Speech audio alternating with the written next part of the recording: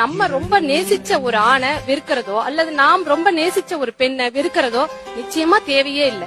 ஏதோ ஒரு சந்தர்ப்ப சூழலால் பிரியறதுக்கான ஒரு வாய்ப்பு நமக்கு வந்து அமைஞ்சு போச்சு, அவ்வளவுதான். அந்த புரிதலுக்கு வரும்போது இந்த பலமே பலவீனமாக மாற விபத்தை நம்ம வந்து தடுக்கலாம். நீ வந்து அவ்வளவு அழகான பெண்ணு அப்படின்னு சொன்ன வாயே நீ உன்னைய மாதிரி ஒரு ராட்சசி இருப்பாளா அப்படின்னு சொல்ற இடத்துக்கு நம்ம தயவு செய்து போவேணாம். சரி பிடிக்கலையா, சரிப்பா கொஞ்ச காலம் நம்ம பிரிஞ்சிருப்போம், இல்ல மொத்தமா தான் பிரிக்கணும் அப்படின்னு நினைச்சிருந்தா பிரிஞ்சிடலாம். நம்மள கொண்டாடினாங்கல்ல அந்த நாட்களை வந்து நினைச்சோம்னா அது வந்து ஒரு யானை பலம் அப்படின்னு சொல்லலாம். ஏன்னா ஒரு ஆணையோ ஒரு பெண்ணையோ வந்து அந்த காதல் நேரத்துல கொண்டாடின வார்த்தைகள் இருக்குல்ல, அது வந்து வாழ்க்கை முழுக்க நம்மள வந்து உயிர்ப்போட வச்சிருக்கும். நம்ம யாரு, நம்மளுடைய ஆளுமை என்ன அப்படின்றத வந்து நம்ம புரிஞ்சுக்கிட்ட நேரமே அதுதான்.